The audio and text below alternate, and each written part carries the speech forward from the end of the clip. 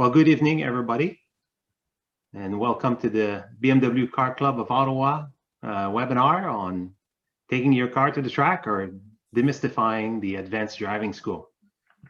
So we'll just give a few people, a few minutes for people to join. And in the meantime, why don't you guys tell us a little bit where you're dialing in from? I'm assuming a lot of people here from Ottawa, but it could be from you can use the chat function and just throw in some locations. And also we'll say hi to our friends with the Motorsports Club of Ottawa and the Ottawa Mini Group and the Ottawa chapter of the Mercedes-Benz Club of America. So people from L'Orignal and Hull, very good. We have a good turnout tonight. I'm very pleased with that. Should be an exciting presentation. Niagara on the Lakes, very nice. Kawartha.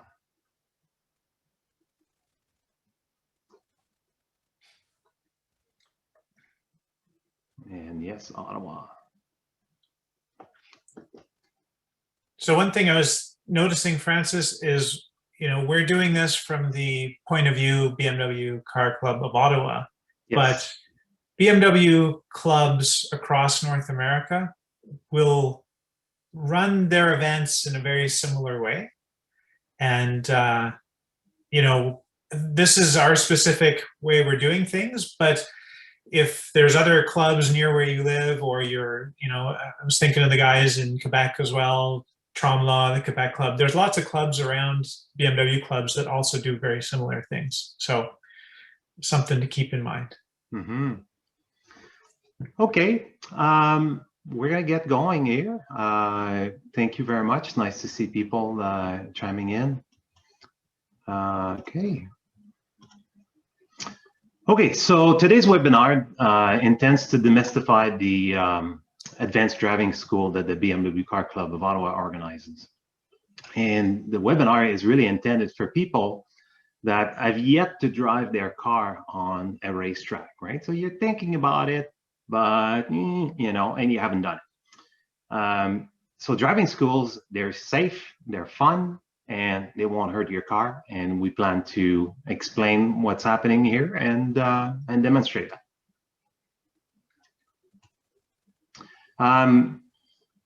So the presentation will be is recorded. It will end up on our YouTube channel, and the slides will make them available in a PDF format, and they'll be on our website. So you don't have to take a bunch of notes tonight. Just enjoy the presentation, relax, and then you'll have all the material. Okay.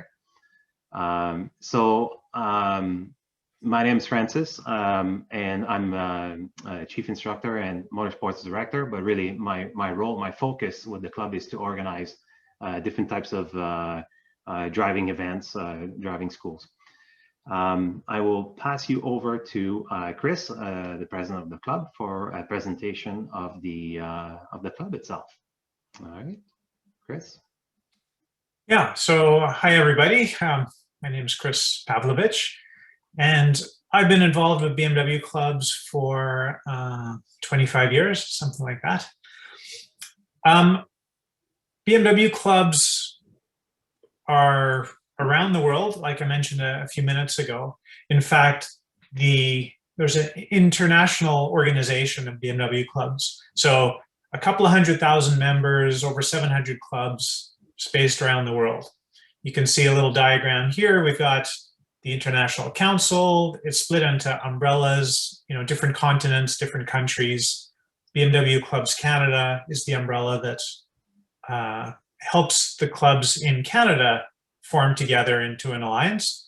And then you can see out of the 17 clubs in Canada, BMW Car Club of Ottawa is the club that's, is local here in Ottawa. And we most of our members are in the Ottawa Valley and West Quebec. Car Club of Ottawa, it's about 20 years old now.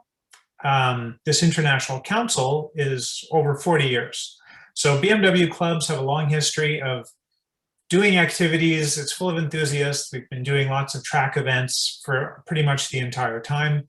So not only are you getting experience and information from the local club, but we interact with many of the other clubs and share a lot of best practices and information across Canada, across North America, and around the world. I did want to mention also on the call right now, we've got Phil, who's, you can just wave there, Phil. So he's looking after a lot of our communications, and he's also relatively new to the driving school type events. So he's going to be talking a little bit later about his experience and what you might expect. Julie's on the call as well, and she's looking after a lot of our registrations. She's the one you get when you register, send emails asking for help. So she's usually the first point of contact there. And we have a few other directors, Sumita, probably on the call as well. But you know, there's a number of us who are running the club. We're enthusiasts. We just want everybody to have a good time with their cars, BMWs, hopefully, but you know, we're open to everything. During this call, if you can stay on mute, but go ahead and actually put in questions into the chat window, and Phil will pick them up and make sure Francis knows about them. And we're also going to have links at the end for the website and registration and all those kind of things. So if we see them in the middle, don't worry about it. We'll regroup at the end. Francis, maybe you can just jump to the next slide. So we're here mainly to talk about driving schools. Advanced driving schools is what we call them. HPDD, high performance driver's education is another name for it. We also do a number of other events in the club. So we may do go-karting in the winter. We've done a number of simulations. So there's a simulation place where you go and you sit in a simulator, you know, VR goggles, lots of tracks. We also do street survival schools, more parking lot, emergency accident avoidance type maneuvers. So we're really trying to make sure you're a well-rounded driver, well-rounded enthusiast. And whether you're starting out or you have many years under your belt, we'd like to help you improve. So really, that's what we're all about. Next slide, please, Francis. Okay. So we're pretty much at the core of the presentation. So yeah, I will take it from here. So I still remember vividly my first track day with a small group of friends. We rented a racetrack and did an evening program, and it was super exhilarating. But oh boy, the risk we took unknowingly, that was something, right? So, but still, it was quite the excitement. So why don't you introduce yourself, so to speak? We're gonna have a little survey, and we're kind of curious to see what is your driving experience. So,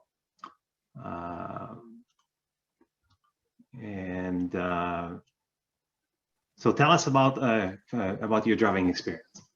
Yeah, a little poll has popped up, so you should just be able to click whatever you want and hit submit there. Oh yeah, it's populating. That's good.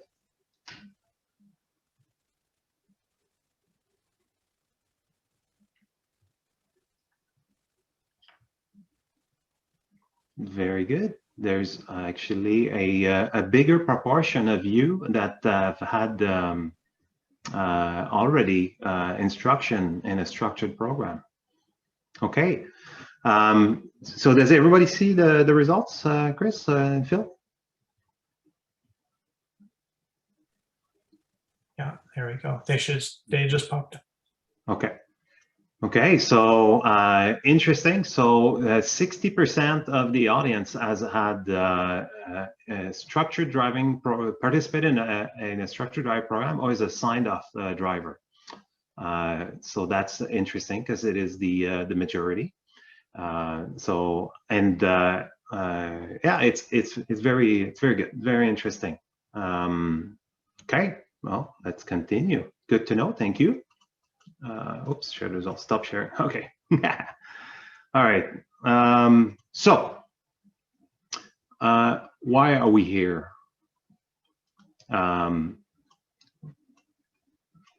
So the question is why we're here today, right? So what I've done over the past few days is I've reached out to about a dozen participants, and this is what I found out from the participants. So most people, they want to be a better driver. They want to know about their car's potential and its limits. Maybe they want to race to the challenge of just driving on the track, right? They want to have fun, and probably they have concerns that they want to be addressed, right? So basically, what I got from the emails is you're here because you want to, but you're afraid to, and that makes sense because you don't know how to, right? And it's great because we know how to do this, right? And to do it safely.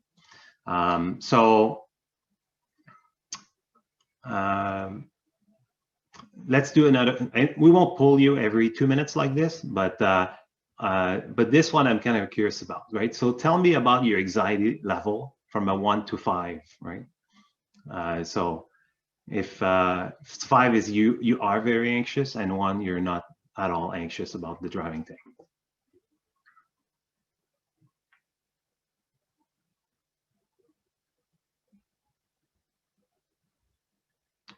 Okay, very good. So nobody is very anxious. Oh yeah, okay, good. I expected that. So 35% of people have a certain level of anxiety, okay? And that makes totally sense to me. So for those people, before we go any further, let's address the proverbial elephant in the room, right? So I'm going to say, relax.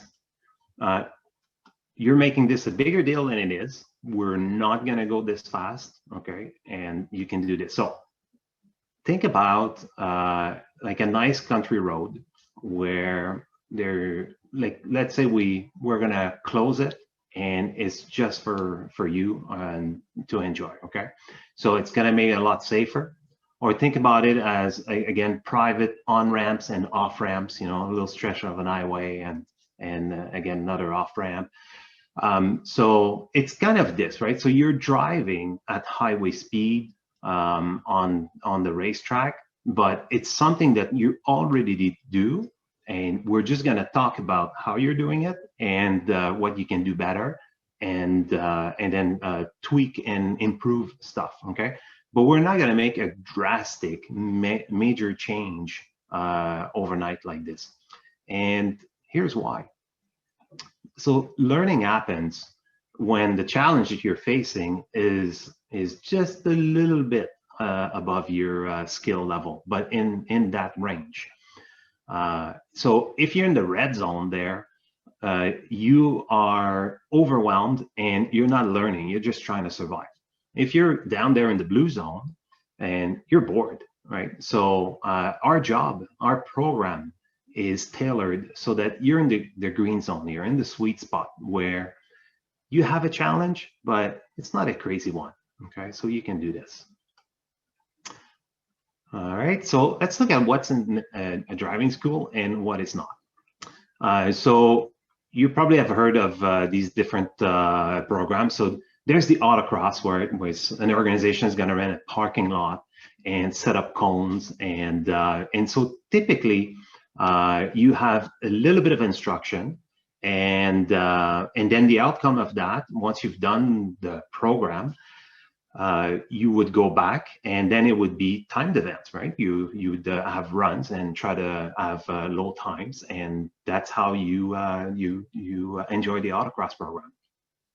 At the other end, there's racing, like you see on TV, It's for big budgets. It's for it's competitive, and the instructions is typically limited. It can be arranged, but yeah, it's typically limited, right? Where as the driving school, it really focuses on your developing driving skills that are transferable to your daily drive. And the outcome of that is once you I'll say graduate from the program, is you continue doing lapping. So it's a continuous improvement activity, and that closely relates to well, that relates to some extent to your daily drive. So a driving school is not a race. It's a structured development program, okay, that's focused on specific techniques. And I have here how a corner is all broken down in its subcomponents, right? It's not a, like the kids would say, it's a gong show, right? It's not a gong show. Sorry, the poll stuff is in my site. I don't know if it's blocking the view. So yeah, it's not a gong show. The drivers, they typically remain in control of their cars. It can be at speed, but you're in control. And there's no speed limit per se, but again, we adjust the speed to your skill level so that you can make the most out of the event. You can learn and do it safely. It's not a timed event. We don't look at your lap times and see the lap times go down and know that you've improved as a driver. We use a normalized skill level reference chart that breaks down from novice to advanced in multiple sections, and then covers a bunch of different skills, you know, like vision and the hands and the feet and the car balance and all the different subcomponents. And that chart, the instructor will be able to position you where you are at, and from that you get your learning, and speed really is a byproduct of the learning that you've done. And again, it's not a race, it's not a fight for position. Our driving schools are really collaborative events, and exchanging position on the track is done on a voluntary basis, and it's done in a very controlled fashion. We have a protocol for that. It's really not yes, it's very collaborative that way. Okay, another poll. So tell us, if there were two important things for you to pick in a driving school event, which one would there be?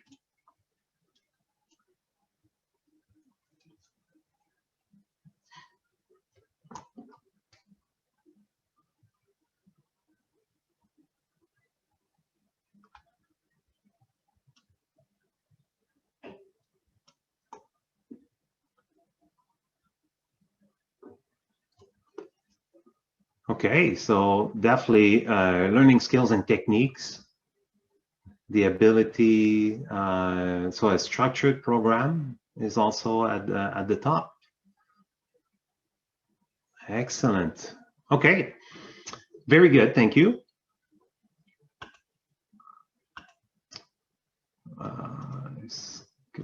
Okay, sorry. Okay, so what is special about the BMW Car Club of Ottawa Advanced Driving School? Well, there is a focus on safety, and there's a structured program in place for the learning, right? We're a people-oriented organization, and we definitely try to have fun. So what do I mean by all of that? So let's look at it from a perspective of a driver that's looking up to sign up to an event and has different offerings on the market, right? So I'm going to make a comparison here, and it's by no means I'm trying to knock any organizations out there, really simply to point out differences. and the fact that everybody has their own market segment and their own angle on the different driving events. They're not all driving schools, but they're driving events. And really, the takeaway is that as a novice driver, I would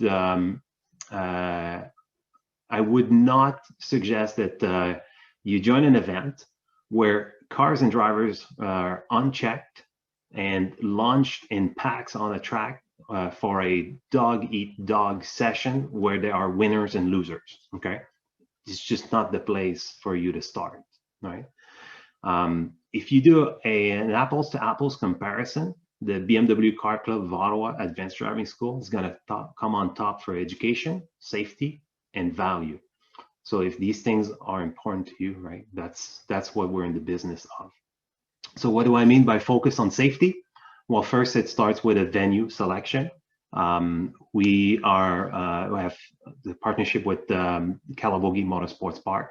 They're a top tier venue for organizing track events. And so they have their own focus on safety that's very much aligned with our organizations, right? There's car preparation, so tech inspection, right? So the cars that participate in our event have been inspected and we know they're good. There's driver preparation. There's training ahead of the event. There's a classroom. There's driver meetings, right, that are comprehensive. And there's supervision during the event, right? Of course, there's an instructor with you, and there's other people around the racetrack that are watching, right? And we're not just watching for the Yahoo that's going berserk, right? We're also watching for very well-intended people that get fatigued over the event, or maybe they're learning new skills, and then after a bit of a progression, there's a regression. Right, so we're watching for that. So in terms of program, some places they'll kind of show you the flags and then send you on the track, right? So that's why I'm saying our driver meeting is comprehensive, and we have a classroom with a complete curriculum. And also our program will cater to the novices. But it will also follow the drivers as they develop. So there's instruction all the way up to the advanced levels, and it turns the instruction turns into coaching, right, as the drivers get better and better. We have debriefs with the drivers in between track sessions. And we have evaluation forms that are filled online and passed along to the drivers, right? So you can see your progress and have a record of it. We're a people-oriented organization, so we're a club, and we're there for members for the fun, not for profit.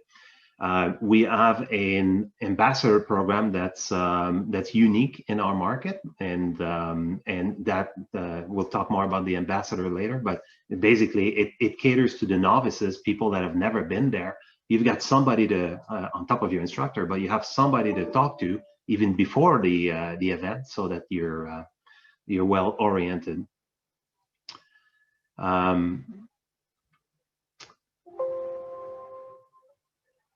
Okay, and so we offer all of this with, if you look at the pricing, at no cost added. Really, it is done by leveraging our volunteer organizations, and all of us on the line tonight are volunteers, and there's many more that go in organizing an advanced driving school. Okay. Francis, we have a question from Peter asking, do you ever do events at tracks other than Calabogie? So the driving schools that we organize, they're done at Calabogie. We participate in events with other clubs with whom we have a close partnership, and like-minded organizations. So we do go to other racetracks, per se. And so yeah, but mainly for us in terms of what we organize, it's Calabogie. Good question. Okay. All right. So what is the role of the instructor, right? Well, it's to accompany the participant in the learning process. And going back to the chart that I had before, right? It's to continuously assess the participant and make sure that the challenge skill ratio is in the right spot. Drivers improve over sessions and days and repeat participation, right? So definitely you need to be able to increase the challenge as the skills go up. They provide clear and specific goals for each of the on-track sessions, and they provide debriefs in between sessions, right? And so typically the type of things that you would discuss with your instructor relates to vision, position of the car on the track, you know, the line, the inputs, how are your hands and feet on the controls, right? And the feeling, you know, what's going on with the car, and can you feel this? Can you feel that, right? So, and this discussion gives you this this awareness of the vehicle, and you're fine-tuning your driving skills.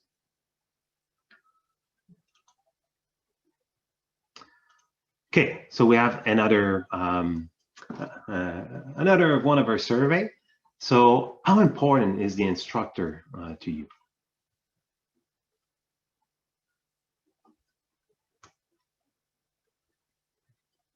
And while we're doing this, I see that Phil posted in the chat box a list of our 2021 events on our from our website.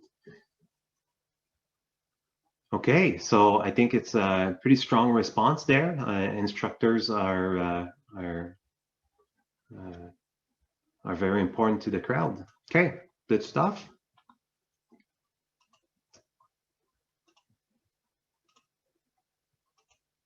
Okay, so do I need a BMW race car to attend the BMW Car Club of Ottawa Advanced Driving School? Well, no and no. So no to the BMW, we welcome all makes, and no to the race car. It's a driving school, right? So most cars are suitable. And I give as an example my beautiful 2012 Toyota Corolla. It's a subcompact car, pretty much as cheap as they make it, but it's got 240,000 kilometers. However, it's in great shape. And if I do a tech inspection on this vehicle, change the brake fluid, and make sure that everything is in sound condition, it's a great car for an advanced driving school. So you definitely don't need a supercar, and also don't need to go out and buy a bunch of stuff, right? So don't need to go buy new tires or race brakes and like a race seat, or put a cage, or, you know, you don't need new belts. You don't need any of this, okay? There are limitations about like minivans and a lot of SUVs. There's some SUVs that are acceptable, and the convertibles that don't have a roll bar, also that is that's not suitable for the event. So you can always check with the register if you have any questions, and somebody probably like me will get back to you. Okay, I see. Yeah, I see some questions about the instructions. I think we'll come back to this, and so also the insurance and the helmets. Yeah. Okay. What if it rains? Well, no problem, right? So the rain reduces the grip, and the driver reduces the speed accordingly, and just like you would on the street, right? If it rains or snows. And the instructor is still there, right? So we're good to go, right? Remember that what we're trying to do is develop skills that you can transfer to your daily drive. So there's no problem with rain during the event. The only thing is out is lightning and it's not for people in the car. It's for the marshals that are standing on the side of the track, so they're not exposed to lightning. Et aussi, on a des instructeurs francophones, instructeurs et instructrices. Donc, on est chanceux d'être positionné dans la région d'Ottawa-Gatineau pour ça. Donc, si vous préférez avoir de l'instruction en français, c'est pas un problème. Do not adjust your TV set. We're back to our regular programming. Oh, gosh, COVID. Okay, so what did COVID change for us? So our formal classroom would typically done in an enclosed classroom. So we have to move it to an online format. We typically, the way we instruct is have the instructor on the right seat. And so in-car instruction is the way we do it.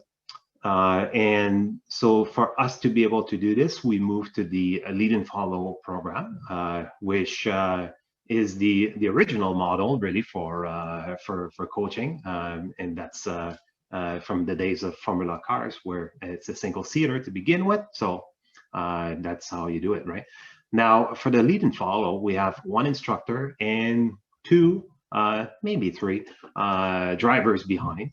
And the way it works, and anybody that participates to an event where it's going to be Lead and Follow, there'll be another session where we're going to explain the model more in detail. But the way it works is you have an instructor in the front, say two participants behind, and every lap, the drivers behind the instructor will exchange position. And we have a procedure for that, obviously. There's a way to do it. But everybody gets a chance to drive behind the instructor. Now, you'd be surprised by how much the instructor picks up from driving and looking ahead about 5 to 10% of the time, and 95% looking in the review mirror, looking how you drive, where you position the car, how you do your braking and acceleration and steering, because we're looking at the weight transfer and the movement of the car. So you get a lot from the Lead and Follow and the debrief sessions, right? For some people, Lead and Follow is even better than in-car instruction because they don't respond well to the constant chattering in the ears, and they don't like to drive by one instruction after the other. So they'd rather just see and emulate, right? So the Lead and Follow is a good way, right, for them. The other thing that COVID changed for us is spectators, right? So ideally, you would come with all your family and friends and take 40 people with you to the track. They'd have a great day, great cars to see, great people to talk to, lots to see and do. But with COVID, we have to restrict it to the participant and the organizers. Francis, there's a couple of other questions. Yes. It'd be worthwhile to cover before we move on. So, okay.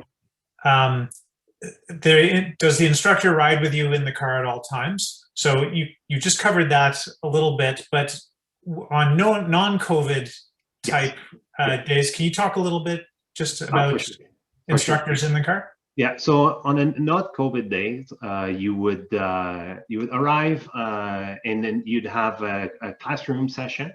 And after the first 30 minutes of classroom, there's several sessions and classroom sessions throughout the day.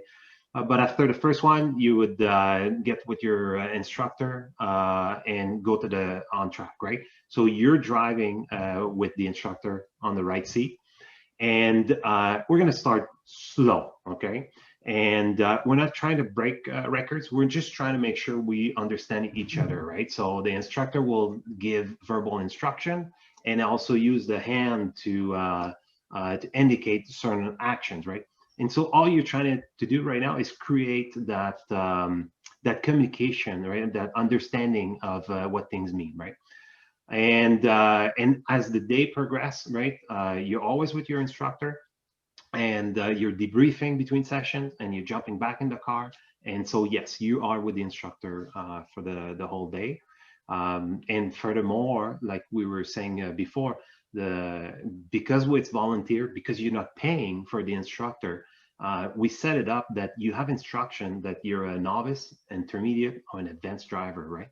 So there's no set time for being in each of these levels. It really is a skill base, right? And remember that chart we're using to evaluate the different skills, but as you eventually progress to the end of that, then you become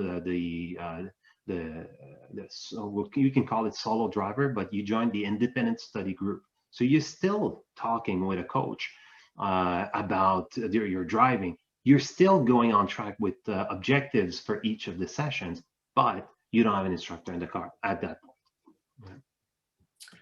So there was another question about the different kinds of cars. So M3 versus 335, but it could be front wheel drive, rear wheel drive, powerful, not powerful. How does that work in terms of what you learn and what the instructors help you with? And yeah, and I skipped over that. I had it in my notes, and I guess I skipped that. So one way, if we go back to the skill challenge chart, one way is to make sure that we're not faced with a challenge that's greater than what needs to be, is to regroup people by skill level and also to some extent performance level of the car, right? So somebody with a very powerful, fast car with high skills is not going to be with somebody for the very first time in my Corolla, for example. Right? So we're going to group people that way. And sorry, I got lost. Did that answer the question? well, also too, like, do you have instructors that are suitable to the cars that the students are for sure, driving? For sure. Yeah. So and that's one of my job is when I look at the registration, and there's a very nice system online, which is the driving evals. So every driver after one of our driving school gets an evaluation written up by the instructor, and those are available for me to review. Well, for the driver to review, but I am able to review all of the participants once. So at the next driving school, what I do is I pair the driver with the right instructor based on the previous performance, right? And I also obviously look at the car, right? So yes, it's there's a process for that. And then that's another question around instructors. Different instructors may give different instructions and have different approaches to things on the track. That's been this student's experience, but I think it's common. So yes, yeah, and it's true and it's not. But here's why I'll tell you why it. Let me start with why it's not. It's typically all the instructor have the same understanding on how to drive a car on the track. Where it differs, and that's where the comment is true, is the communication is always a two-way street, and the experiences will vary. And so what I've seen is a different take, a different way to explain something, a different approach to a certain situation or problem.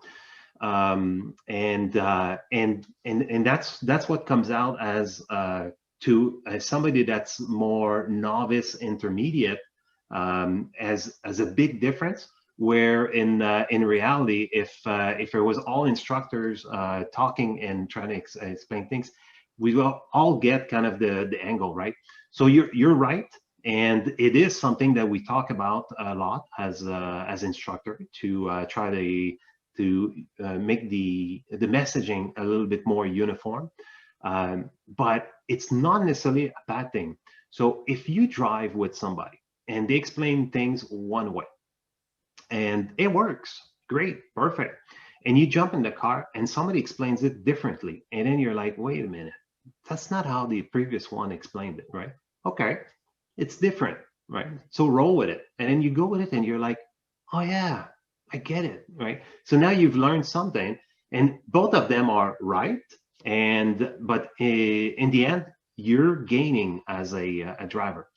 Now, that's for sure. Those differences, they get smaller and smaller as you progress in your skill level, right? So an advanced driver is going to have more fun, if you will, having the different ways of being taught something, right, or explained a situation. The novice, less fun, right? Like you just want to keep it basic, simple, always the same thing. That's understandable, right? And that's what we're trying to align. But it's not necessarily a bad thing. And then one final question on helmets. Yes. So helmets, you need oh no, yeah, I think we had a slide on this. Or so you need a SA 2010 or higher helmet. So SA is for sport auto. And so the motorcycle helmet doesn't work. And there's other type of helmet, snowmobiling, or there's other a bunch of different helmets, and they just don't work the same way because of the protection level that we're looking for. Now, if you don't have the helmet, or if you have a helmet that's not the right rating, at the Calabogie, they do rent helmets, and they are fully sanitized for COVID, right? So they're fully sanitized and prepped ahead of the event, and you can rent one for don't quote me on this, I believe it's $40. So roughly it's like probably not even 10% of the purchase cost of a helmet, right? So yeah. Okay, thanks, Francis. I think that covered the so Klaus was just asking about 2010 helmets. Wasn't sure if they'd be accepted this year. I think this year is the last year they'll be accepted. So okay. Good, thank you. Okay, so how can you prepare for, so you sign up and you say, okay, well, I'd like to prepare, right? So after registration, you'll receive a nice little participant information package. It gives a bunch of stuff, but basically is get the car ready. Remember, we select a good venue, and we get cars ready and drivers ready, right? So then get the tech inspection ready. Again, we have this this ambassador program that is made for to facilitate the integration of newbies in the event. So they'll get in touch with you ahead of the event, and Chris will talk a bit more about that later. But they'll get in touch with you to make sure you can find a place, and that you have somebody there waiting for you when you arrive. So you're not lost, if you will. We'll help you find your bearings. You can watch YouTube videos, and I did not suggest one for the particular reason that there's not one video out there that is suitable for everybody, right? So there's one video for somebody that doesn't have the speed, and these people just broke the track record, right? Well, that's no good.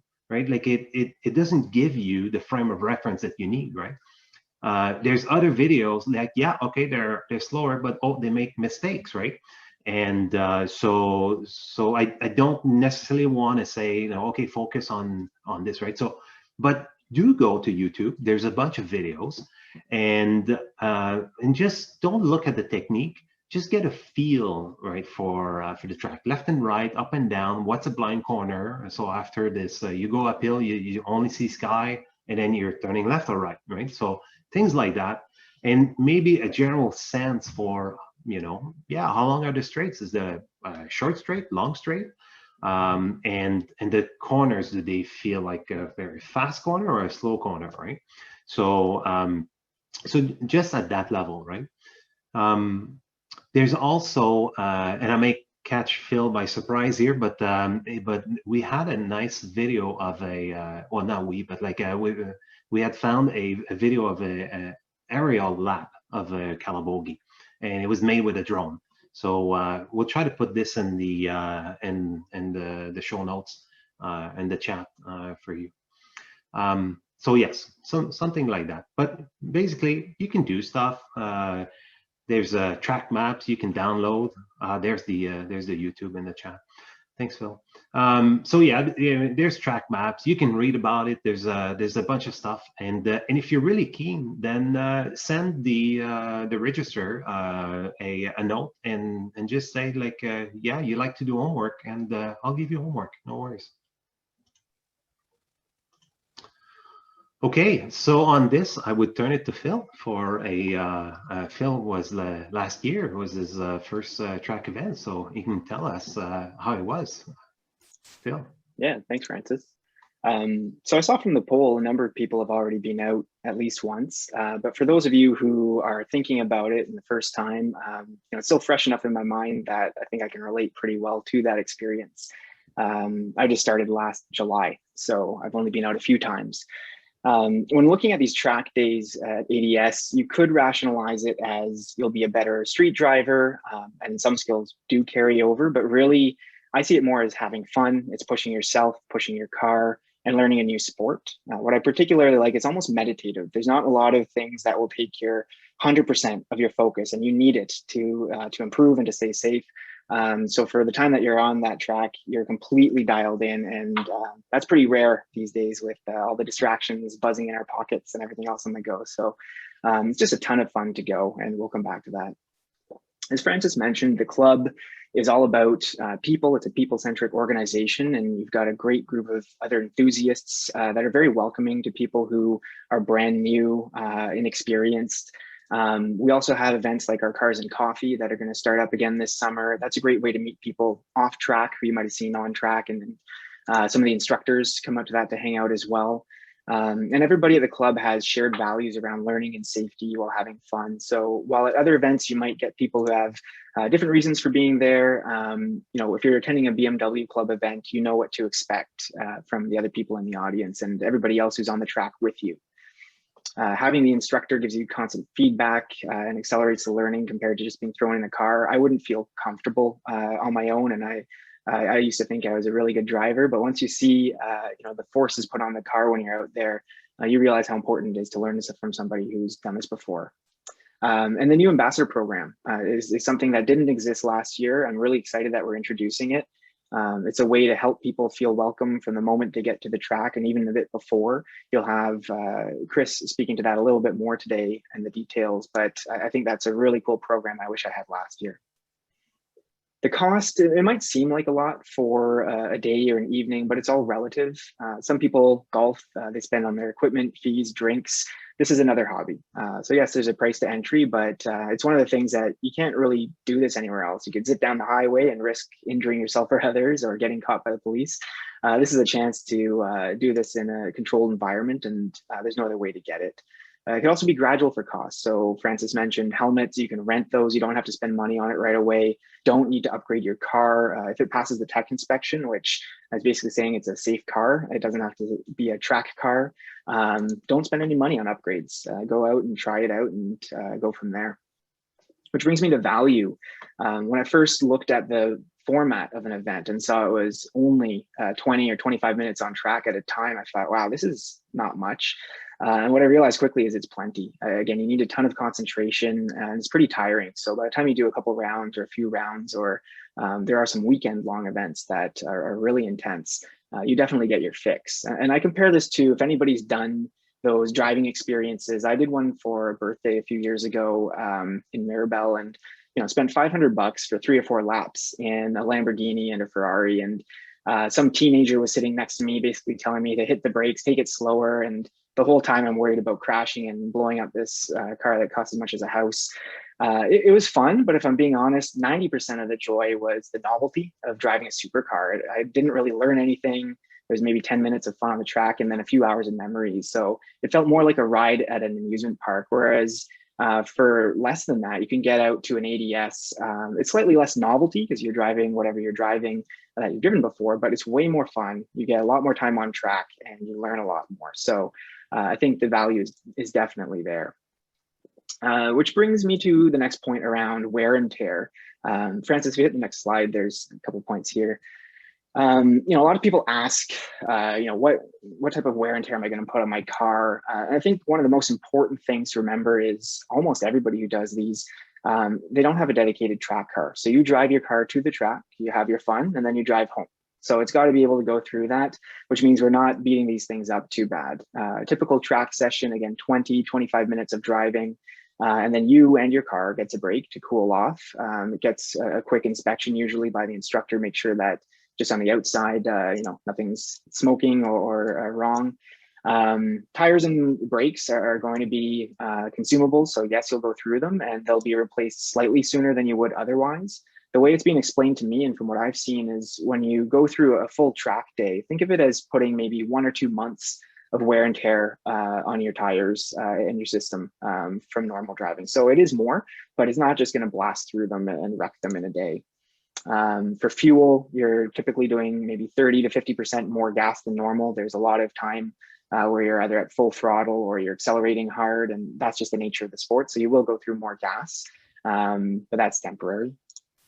And yeah, for the evening ADS that is coming up in the next one and any of the other evening ones, you'll have 2 track sessions. And for those two rounds, you'll be hard pressed to notice any real wear and tear on the car that should concern you. So I'm sure there's other people in here who can speak better to that, who have been driving a bit longer or have maybe more specific stats, and it'll depend on the car and how heavy it is and how you're driving it. But generally speaking, you're not going to destroy a car.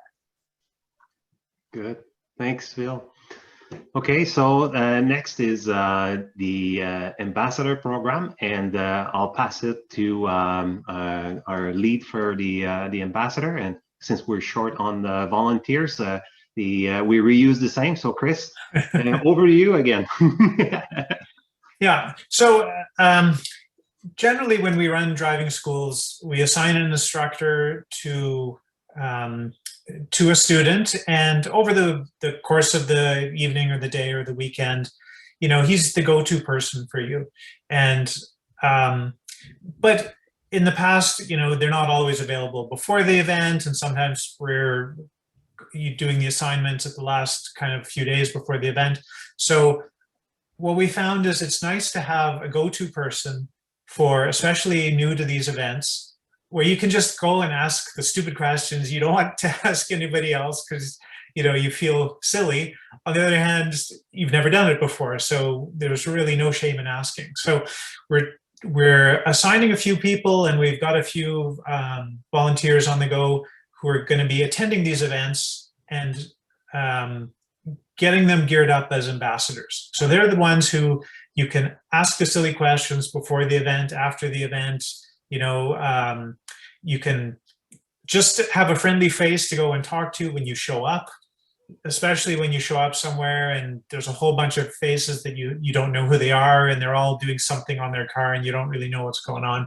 It's nice to have someone you can just go say, help, what am I doing? So we're really trying to work with that this year to give you someone, it's an ambassador. There's someone friendly face you can go talk to. They can make sure you're pointed in the right direction, and they will seek you out as well. They don't want to just leave you hanging.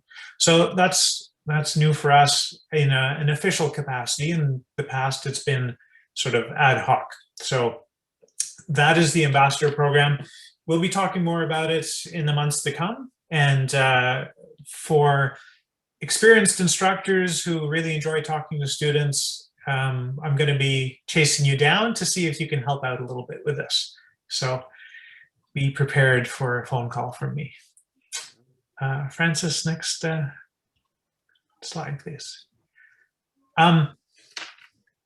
So kind of in events coming up, or in these COVID times, definitely, and in the past, we'd like to try and get everybody coordinated before the actual event. So what we're going to be doing, Francis can explain more, is have an online session before the event, just so we don't have to have the classroom session right in the morning to get everybody on the same page. So it'll be an online thing.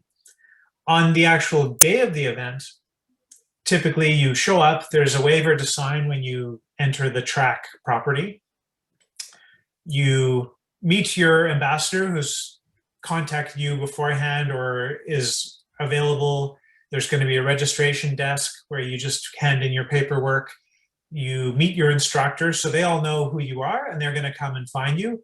But you can also seek them out as well. So in your registration package on the day of the event, you have a list, you have identified who your instructor is, who the student is, and so usually you find each other fairly quickly. Car preparation. So while we're on the track, it's very important not to have things rattling around in your trunk, in your glove box, on the back seat. You're cornering a little harder than you might normally corner. And we really want to make sure everything is either bolted down or out of the car. So typically you remove all your floor mats, Kleenex boxes, all the junk out of your glove compartment. You want everything out. Things like spare tires, some people have them loose rattling around in the back, so they get removed. If it's bolted in, it's fine to leave it in the car. But generally you pull everything out that can jiggle, wriggle, flop around. You just get it out of that car. A helmet, if you don't have one, you go up to the track office and rent a helmet. And if you have one with you during the registration process, we maybe just check. So Snell, there's some questions on the helmets. Snell Foundation is a little more rigorous testing than the DOT. So many helmets just have a DOT sticker on them. That's not good enough. We want it Snell approved. And there's a special sticker inside the helmets, SA 2000, 2010, 2020. And if it doesn't have that sticker, it's not Snell approved. So no matter what the sales guy says, if there's no sticker inside, sometimes you have to pull the cover, the padding back a little bit to find the sticker, but it's got to be in there. Motorcycle helmets also have the Snell rating, and they're M 2010, 2015, 2020. And car helmets, it's the SA 2010, 2015, 2020. In the past, we allowed motorcycle helmets as well, but they're not geared to the same levels as a car helmet. So we really want the SA Snell approved helmets for car use. Track time. So depending on the schedule, depending if it's an evening session or a day session, we try to maximize, we're paying for rental of the track. We want to make sure it's used every minute that it can be. So typically 20-minute sessions are on the shorter range, 30-minute sessions are on the longer range of track sessions. So it's up to chief instructor to arrange the schedule to maximize track time. And like Phil mentioned, it's such a lot of concentration while you're out on the track. Many people after 15 minutes are already showing signs of fatigue. And in fact, that's one of the reasons for your instructor to keep an eye on you. If he notices you starting to make some small mistakes, starting to lose concentration, he'll back the pace off a little bit. It's really good to finish out your session, just bring it down to 50% of the speed that you were going, let's say, and make it a little easier. But you can reinforce some of those key learning things like where on the track to be, turn-in points, braking points, all those things, just backing them right off. And then once you come off the track, you want a quick debrief with your instructor. So often when you're concentrating really hard, it's hard to take in information. So they may be talking to you, but you may not be listening. Or they may want to tell you something, but they can tell you're really, really concentrating hard. And especially when we're doing lead follow, they're keeping an eye on you, but they can't talk to you real time. So after the session, you have a 20-minute, 30-minute break while a different group is out on the track. And during that period of time, get a drink, go to the bathroom, have a debrief session with your instructor. They'll provide a bit of feedback, things that they've noticed that you're doing, suggestions for the next session. So it's a little opportunity. And sometimes too, you look at the track map and you discuss something specific that you want to find out more, one of the corners, let's say. At the end of the event, there's an evaluation. So the student, we ask you to evaluate your instructor, and the instructor we ask to evaluate the student. And we use an online system so that there's a long-term record of this and you can see your progression and see what you want to work on.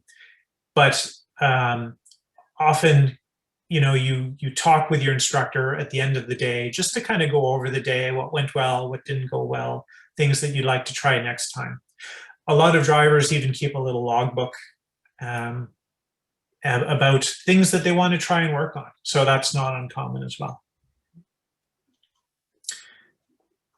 There were some questions around insurance. And there's a lot of questions around insurance. From an event type approach, so as organizers, we make sure that we have a very good event policy for this event. So $5 million liability, and it's for all participants. So helpers, volunteers, instructors, students, everybody is covered from a liability point of view for this type of event. Now, that doesn't mean if you were to damage your vehicle or something else goes wrong in terms of property damage, that does not come into play. That's just overall event liability insurance. So when it comes to you and your own personal vehicle, now the question comes, does your own insurance cover you? So in Ontario, and every province is different, so I would encourage you, if you're doing this in a different province or different state, it really depends on what's the law in your state, in your province, in your jurisdiction. In Ontario, there's a boilerplate insurance policy that everybody uses from the Ontario government, and there may or may not be additional wording put on top of that. But if you go with a standard policy in Ontario, there's a few different places which talk about illegal use of the car, where the insurance company won't pay for loss or damage caused in an accident if you use or permit the car to be used in a race or speed test or for illegal activity.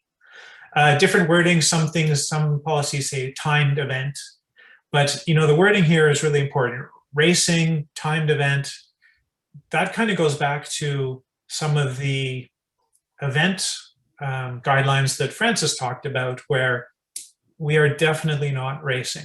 We definitely don't time vehicles. And if we catch you timing lap times or whatever, you will be asked to stop and then even asked to leave the event. What your own insurance policy says, I don't know. It's something maybe you can look at the wording on your own and see if there's anything that prohibits you from this kind of event.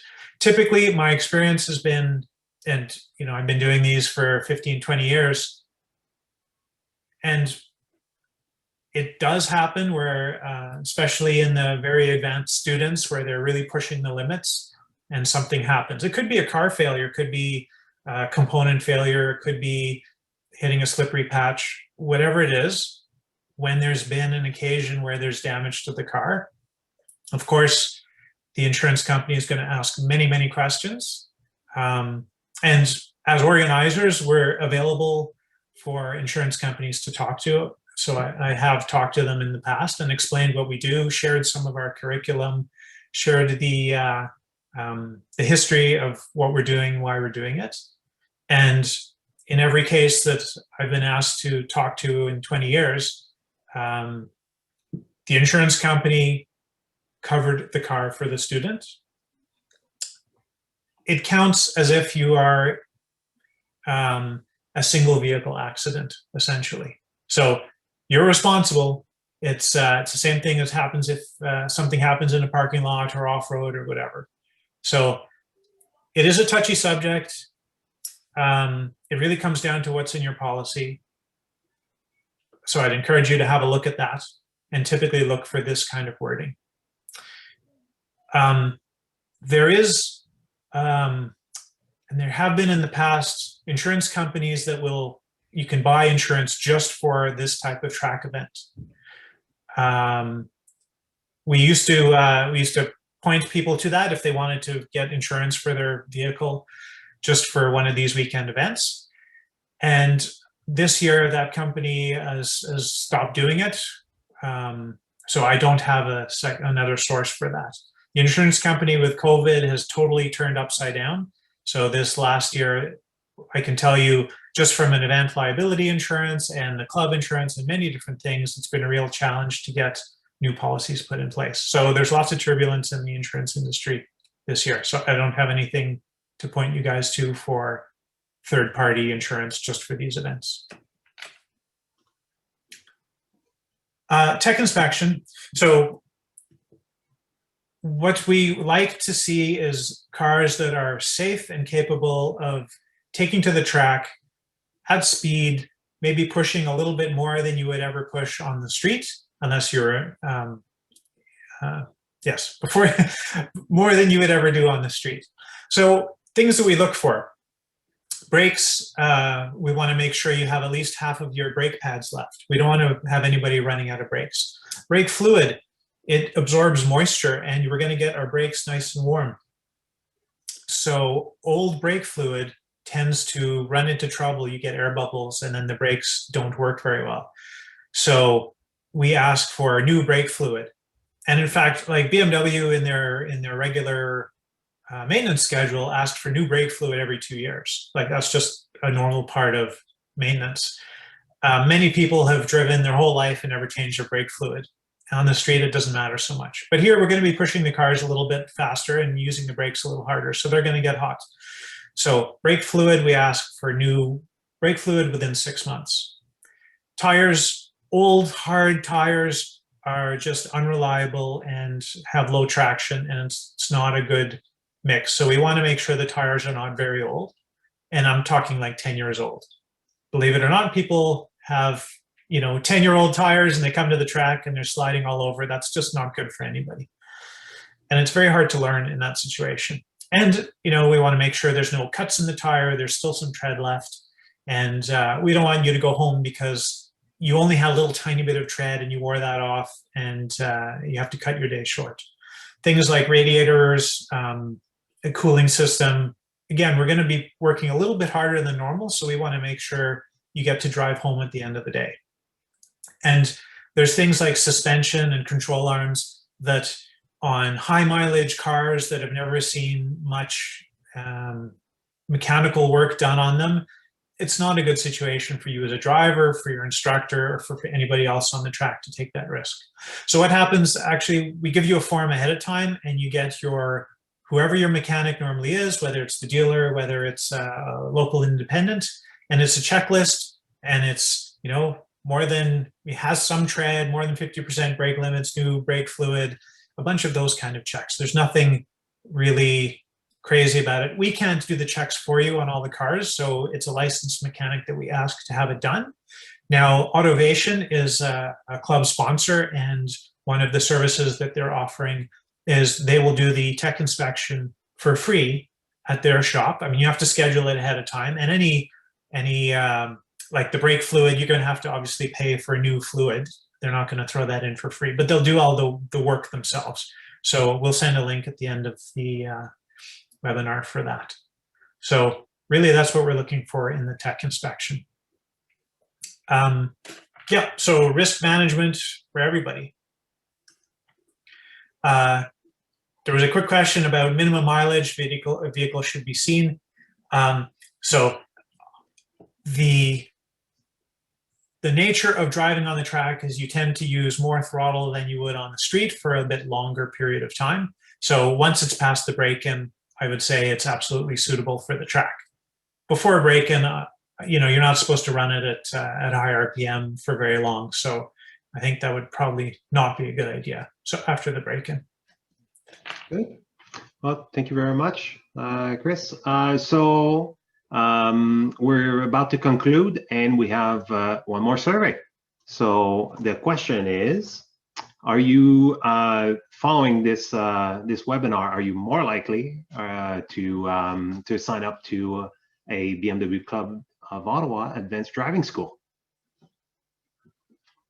Oh, I got somebody that signed up already. 2. Excellent. 3. That's good. Very good. Well, you still have time. We have 2 more slides to go. All right. So, well, that's good. So, thank you. That's good feedback. Obviously, we thought a lot about this. and try to deliver in this webinar information that seem appropriate for the target audience, if I can say. Okay, so what is the next step? Well, for 3 of you, you've already done it. For the other one is to sign up to the Advanced Driving School. And then since you're signed up, like Chris mentioned, go to Autovation and get the free tech inspection done. And you are golden and good to go. Okay, if you want to reach us about just about anything, okay, like we mentioned before, we're not a business. We're a group of volunteers that are passionate about what we're doing. Here's all the different ways that you can reach us or see something about us, but don't hesitate. And on our website, there's all the directors and there's links to their emails. So you can send an email, you can send questions. If particularly, personally, I'm interested if this webinar did not answer some specific question that you have, send it to me. I will be happy to go over this, right? And yeah, that's about it. So Chris, Phil, I don't know if there were more in the Q&A to touch base on. Well, so one quick thing, so someone asked about where to buy helmets. And then there are people who are interested, I think, sticking around for just Q&A. So I don't know how we want to do that. So in terms of where to buy helmets, Francis, can you provide any? Yeah, so there's it's going to be hard not to name places, right? But and provide information. So I'm just going to name the places, but there's many others. So at Calabogie, there's Power Sports Garage, and they have a partnership with Perry Automotive from Laval, just north of Montreal. And so they carry a bunch of helmets. If it was not a COVID era and you wanted to go see the Perry Automotive in Montreal, then you could go see the showroom. There's a bunch of stuff for drivers and for cars. But the next best thing is you can get it locally like this. Now at Power Sports, they do carry some in store, so and so you can have you can try one, you can for a fit, right? And the way it works also is you can order it, you go in, you fit it, it's not right, they swap it to whatever you need, so they've got you covered. So yes, that's the best that I have. I don't know if anybody else. I see Klaus said the same too. If anybody else has, go ahead in the chat. And what was the other question, Chris? There was a question about, is there a limit on space for registrations? And actually kind of following along to that, how big is an event and how many people? Yeah. Okay. So absolutely, we're going to cap the event because we want to make sure that we're not that that organization that packs the track and then it just creates chaos out there on the track, right? So we're very structured and organized, and so and also during the lead and follow era, we don't have a trail. We don't want a trail of 10 cars beyond an instructor, right? Like that's impossible to manage, and as a participant, you're not going to get as much out of the event.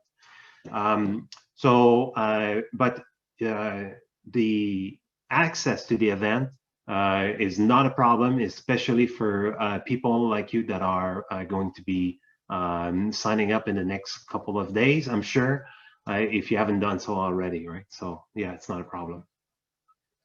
And I think to that note, you should look into your emails, or there will be a discount code for people that have participated to this webinar and that are new and that have not had the chance to drive on a track yet. So that's for. And if you've already registered, Julie can help you sort that out to apply a discount code after the fact. Yeah. There was one other question, Francis, I saw between the lines. Will we be using one or both sections at Calabogie? We use the full track. Yeah, all of the 5.05 kilometers, 20 turns, with 3 nice straights, 4. Let's say 4 nice straights, yes.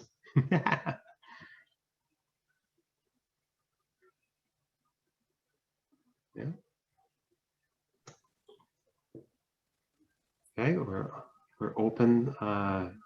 We're open to more. I definitely have time to spare if there's more questions.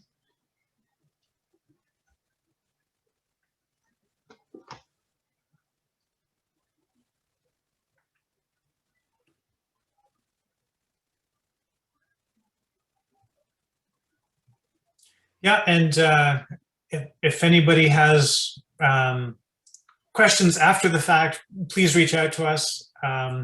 Maybe, yeah, just contact us directly through the email shown there, or through Facebook, or whatever. I mean, we're happy to talk and explain more. So there was a question there about 4-wheel drive cars. Any specific instruction? So I would say typically no. There's no like what's and I take the question to be during the event, will the instructor provide instruction differently because it's a 4-wheel drive car than a front or a rear wheel drive?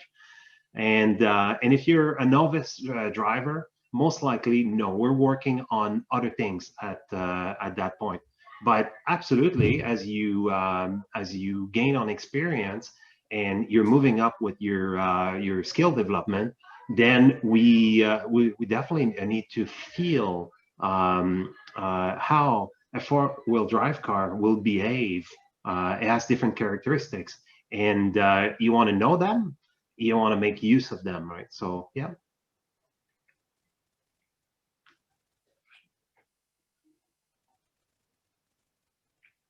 Yeah. Okay. So that's a good question. So Can you repeat the question? Yeah. Yeah. So I take it to be the nannies, and so the policy is that we leave the nannies on for the advanced driving school.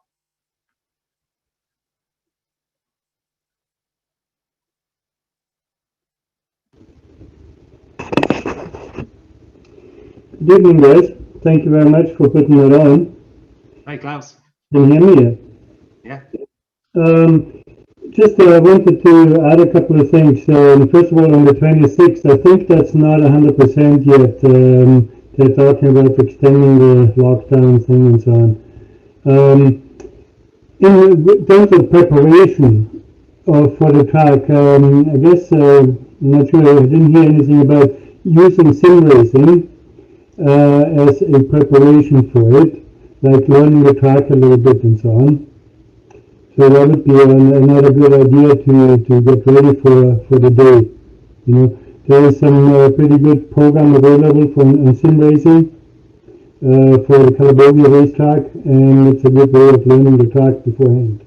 Not just watching videos, but also watching or doing some sim racing if you have it available. If you don't have the equipment for doing sim racing, you can go to a couple of places that have that available, like Apex or whatever.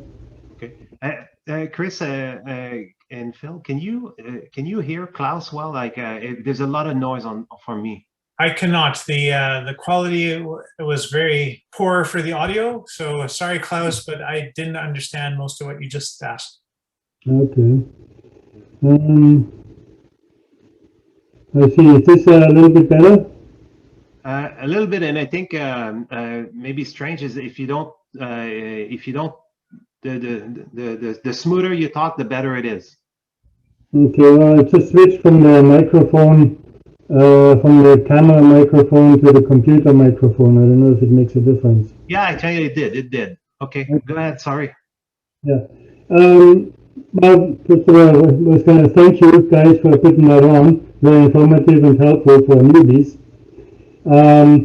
What I wanted to add is for new people to learn the track a little bit, to go for a sim racing, to look for the track on a sim racing program, and learn the track that way. I don't think it was mentioned, and I thought this would be a good way of learning it. If you don't have to go to a place like Apex and so on to learn the track beforehand.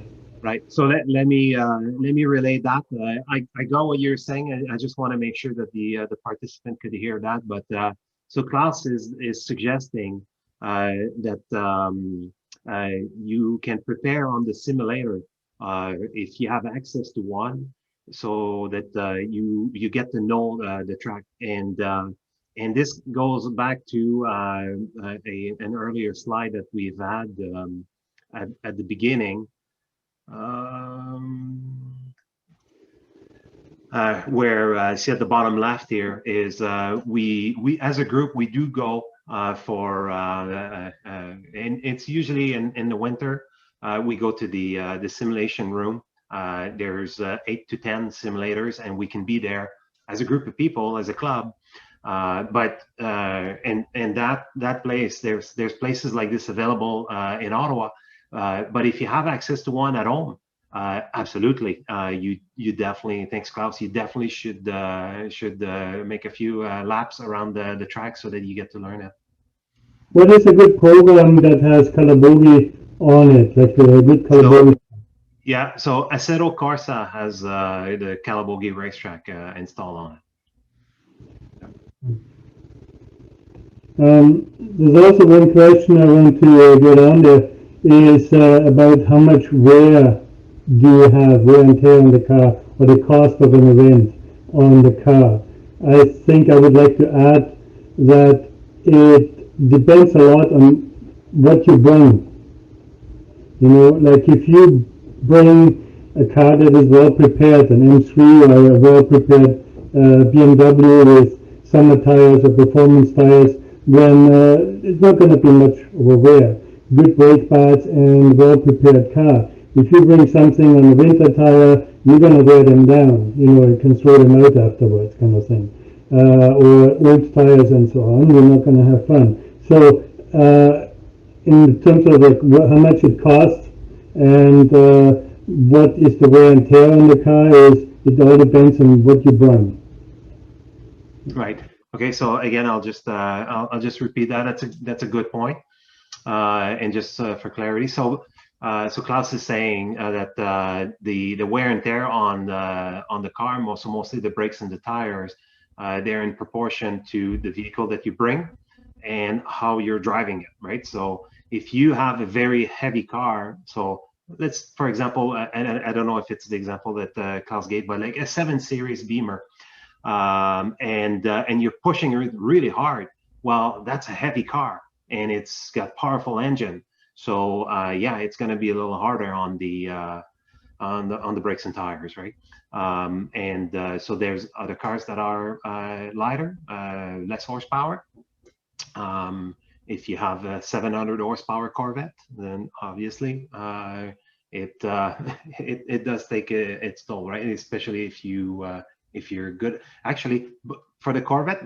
Or for very engine power cars that have very powerful engines, you get in a straight line and accelerating is easy, and then when you see the turn, then you brake, and typically unless you're familiar with it, you overbrake, right? So you pick up a lot of speed and you brake a lot, and then so you're just working the brakes a lot by overbraking for the corner, right? So anyway, Klaus, did that kind of relay what you were trying to say? Yeah, like I said, it depends mostly on what you really bring to the track. Something well prepared, a good prepared BMW or any other car really, except like a SUV or something, which is not allowed. But a Mercedes is a heavy car. So you're going to be an Audi, it's a heavy car. So you're going to be wearing a lot more brakes and a lot more tires in that car than for a lighter car, for a BMW. Yep. Yeah, and the tires, like I said, if it's a performance tire on it, then that doesn't show very much wear. If it is a standard all-season tire or even a winter tire sometimes, I've seen cars with winter tires on it, that's going to be, you're going to go home with tire. And so Klaus's point is the tire rating or style, right? So on the Corolla here, I have an all-season tires, so not a summer only, or it's not a high-performance tire, so it will have compound that is going to be harder, and it'll slip a little bit more. The sidewalls are not very stiff, so they'll roll more, which will wear the outside of the outside edge of the car if I drive it flat out, right? Now, again, when you're coming in as a novice, we're not trying to break records, right? So all of what Klaus is saying is true, and it's truer like I say, the more experience that you have and the harder you drive, right? But you'll see in the driving school, a lot of the instruction is about where you're looking, what you're doing with your hands and your feet, and what's the car, how are the front spring compressing and relaxing, and all of this stuff, right? And to experience that, you don't need to drive the car at 10/10, we call it 100%, right? So we keep that in mind. But for some people, and I was one of those, I never could drive a car halfway, and it was flat out all the time. So yes, when I drove cars, it wore the tires. But this Corolla has been on the track, so it's a good car for that. Yeah. Okay. That's it. Thank you, Klaus. That's good input. No problem. Okay.